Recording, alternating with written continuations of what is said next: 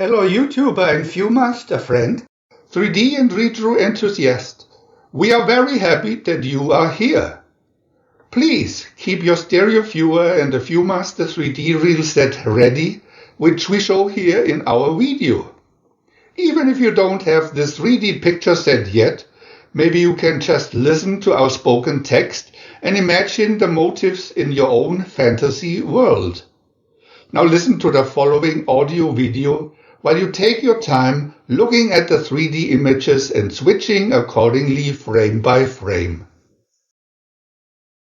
This is the 3D Viewmaster Fairy Tale Jungle Book from Walt Disney. Viewmaster Reel 1. Picture 1. In the jungles of India lived a boy, Mowgli, who had been raised by a pair of wolves. He had never known any life but that of the jungle, among the animals who were his friends. One night, however, the elders of the pack met at Council Rock. Shere Khan, the tiger, has returned to our hounding grounds, said Akela, the wolf leader. He has sworn to kill the man cub, Mowgli. Even the strength of the pack cannot protect Mowgli. The man cub must return to the man village where he was born, back to his own people. Picture 2.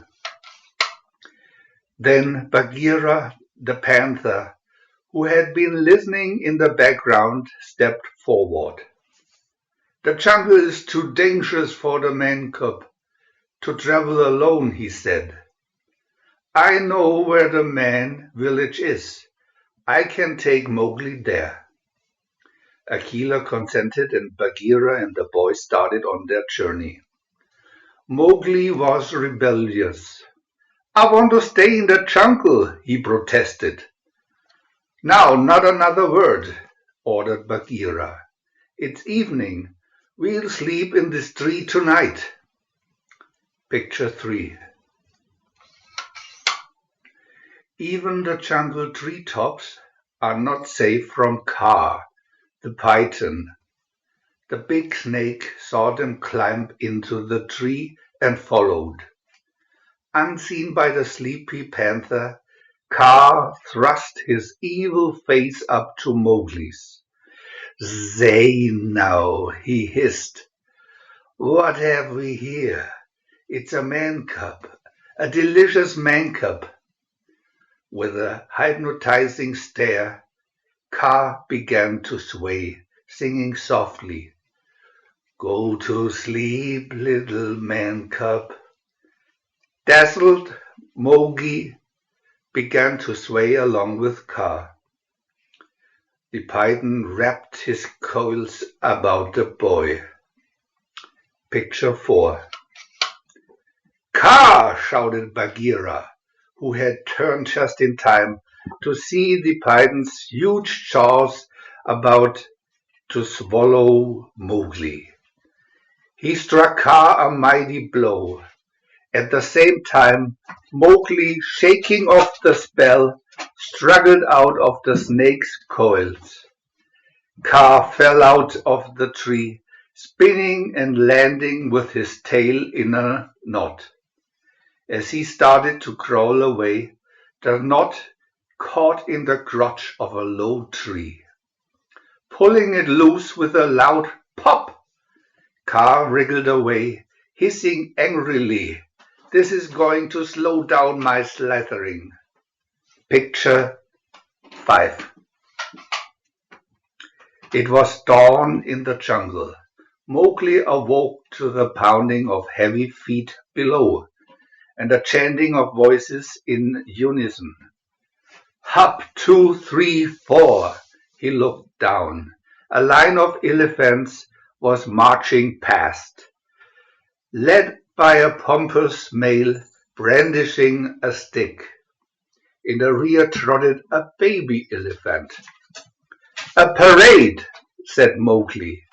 Reaching for a long vine, he swung down to the ground. Bagheera opened one eye sleepily. "Oh no," he grumbled. "Colonel Hathi and his dawn patrol." Mowgli fell into step with the baby elephant. "Hello," he said. "What are you doing?"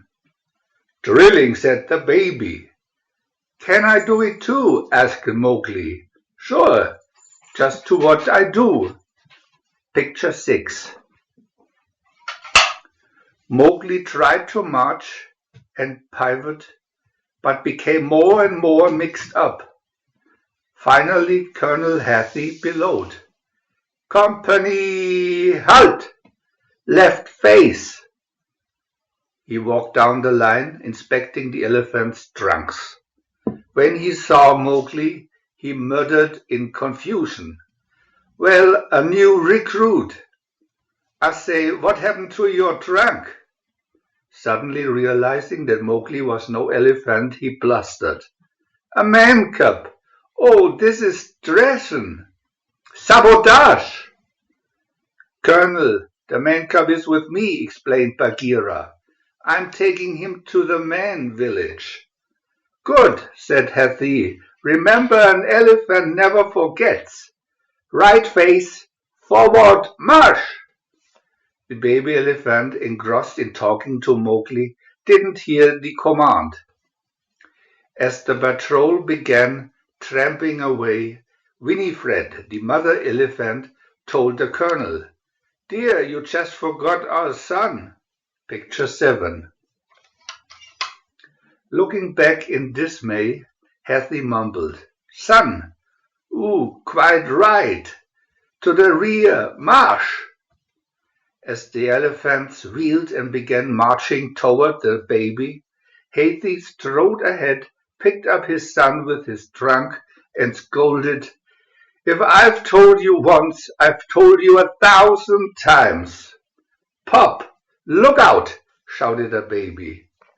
Behind Hathi's back, the obedient elephants were still marching, marching, marching.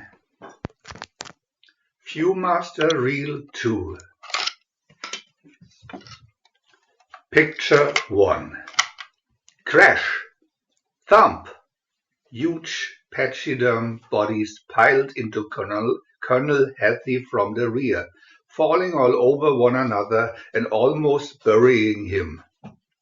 As Mowgli laughed hilariously and Bagheera frowned in disgust, the baby elephant piped up, "Pop, sir, you forgot to say halt."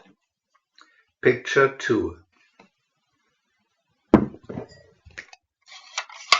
"Let's go," sniffed Bagheera.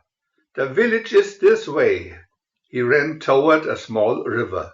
"I'm not going," declared Mowgli stubbornly. He threw his arms around a tree. "Oh, yes, you are," growled Bagheera, seizing the boy's breech cloth in his jaws and tugging hard. Suddenly a piece of cloth ripped free in Bagheera's mouth, and the panther tumbled backward into the water. He came up spitting. "That does it. From now on, you're on your own." Picture 4. As Mowgli walked sadly along, he heard a rhythmic song. "Dooby dooby doo." Up the path danced a bear, who said, "Well, what have we here?" "Go away, leave me alone," said Mowgli, slapping at him. said the bear. "Kid, you need to learn how to fight like a bear, and old Baloo's gonna teach you. Stand like I do. Now give me a big bear growl like this." He growled loudly. In the distance, Bagheera heard the growl and came racing back. "He's in trouble already," he said. Reaching the scene, he muttered, "Oh no, it's Baloo, that shiftless, stupid jungle bum." He settled on a branch above them, watching Baloo's boxing lesson with a scowl of disapproval. Picture 4. "You're lots of fun, Baloo," said Mowgli. "Can I stay in the jungle with you?" "You better believe it, little britches," said Baloo. "You're gonna make one swell bear. And just how do you think he will survive in the jungle?" asked Bagheera from his perch. "I learned him all I know," retorted Baloo. He began to dance and sing, "Look for the bare necessities, the simple bare necessities of life." He showed Mowgli how to pick jungle fruits and look under rocks for bugs and ants to eat. Picture 5. As they reached a pool in the river, Baloo slid lazily in, floating on his back. Suddenly 3 monkeys, who had been watching them in the trees above, swung down, grabbed Mowgli off Baloo's stomach, and carried the struggling boy away. Jumping to his feet, Baloo ran awkwardly through the water. "Take your flea-picking hands off my cub," he demanded. But the monkeys only laughed and pelted him with fruit. "Bagheera!" called Baloo. "Bagheera!" Picture 6. The monkeys carried Mowgli to an ancient ruined temple. They lowered him head first in front of a throne, on which sat a big orang-utan. "We got him, King Louie," they chattered. The king looked at the captive. "So you're the man cub? Have a banana. Word has grabbed my royal ear that you want to stay in the jungle."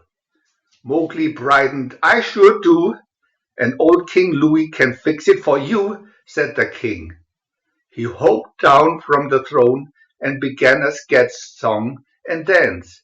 "I want to be a man like you. Ho, ho, what I desire is man's red fire. Give me the secret, man cub." By this time all the monkeys were singing and dancing along with King Louie and Mowgli. Just then a strange-looking ape, decked in palm leaves and coconut shells, joined the dance. All went well until the stranger's decorations began falling off. Then the monkeys shouted, "That's no ape! That's Baloo the bear!" Picture 7. Then began a wild chase. Baloo seized Mowgli. King Louie jerked him away from Baloo and ran, with Baloo in hot pursuit. The king came to a corner pillar of the temple and grabbed it as he swung around to make a turn. When Baloo swung around it also, the pillar collapsed. Viewmaster Reel 3.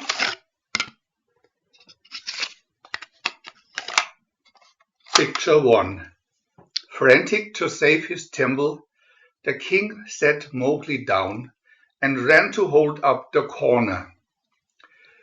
With a fiendish grin, Baloo, who never could resist a gag, tickled the king, who broke into helpless laughter. As stones from the temple roof dropped all around them, Bagheera came leaping and Mowgli climbed onto his back. Baloo waved a cheery goodbye to the frustrated king as the 3 fled. Picture 2. Crash, thud, crash. The 3 looked back to see the ancient temple tumbling to the ground. The king was still standing, straining to hold up the corner, although the building was falling on all sides of him. "Man," said Baloo in appreciation, "that's what I call a swinging party." Picture 3. Next day, events happened swiftly. To begin with, Mowgli had run away and was lost in the jungle. He had been angry at Baloo because the bear, finally giving in to Bagheera, had agreed that Mowgli must return to the man village. And, to make matters worse, Shere Khan, the dreaded tiger, had been seen lurking in this part of the jungle. The boy must be found. Even Colonel Healthy and his elephant patrol were crashing through the brush, searching for him. Meanwhile, Mowgli in his wanderings had met 4 friendly, clowning vultures who sang and danced to cheer him up. Suddenly, the vultures flapped to a tree in terror. Mowgli turned and looked into the cruel face of Shere Khan. Bravely, the boy faced the tiger. "You don't scare me," he said. "I won't run from anyone." Shere Khan sprang, but missed, for someone was hanging onto his tail. It was Baloo. Mowgli's faithful friends had come to the rescue. Bagheera seized the boy and carried him to safety. Thunder boomed. A storm was breaking. Picture 4. As Baloo and the tiger struggled desperately, lightning struck a nearby tree, which blazed up into flame. Shere Khan slammed Baloo onto the ground and pummeled him viciously. "Fire!" shrieked a vulture. "That's the only thing old Shere Khan afraid of." Mowgli ran to the tree, grabbed a flaming branch, and tied it onto the tiger's tail. With a horrible yowl, the big cat whirled in panic. He fled as fast as he could run. Picture 6. Poor Baloo. He lay in the gently falling rain, apparently dead. Mowgli began to cry. "Try to be brave like Baloo was," said Bagheera. "The memory of Baloo's sacrifice and bravery will forever be engraved on our saddened hearts." Baloo slowly opened his eyes, but no one noticed. Hearing the eulogy and realizing it was for him, he began shedding heavy tears. "This spot where Baloo fell will always be a hallowed place in the jungle," declaimed Bagheera. "Beautiful Baggy," sniffed Baloo. Bagheera looked at him in shocked amazement. "Why, you big fraud, you four-flusher." Picture 6. Just then a sweet voice began to sing. "I must go to fetch the water, till the day that I am grown." Mowgli, captivated, ran toward the sound. Peering through the bushes, he saw a girl about his age, walking down a path with a water jug on her head.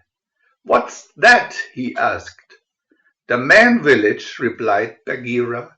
No, I mean that," insisted Mowgli, pointing to the girl. She had reached the water and was filling her jug. He climbed a tree. Crash! The branch broke and he splashed into the water in front of her. Picture 7. The girl jiggled, then looked at him coyly with her big brown eyes. She picked up the jug, set it on her head, and started back up the path, followed by Mowgli. Suddenly she dropped the jug, which rolled to Mowgli's feet. He refilled it, set it on his own head, hesitated, and turned to look at his animal friends. Baloo beckoned, "Come back," but Bagheera motioned, "Go on." Mowgli looked at the girl. She smiled. He followed her into the village. "He's where he belongs now," said Bagheera. "Yeah, I guess you're right," agreed Baloo. "Well, come on, Baggy buddy, let's get with the beat." They danced away together into the jungle singing, "Look for the bare necessities." We want to add new videos every day, and if you don't want to miss any of them, subscribe to our channel for free. and press the little bell. We are also happy to have a thumb up.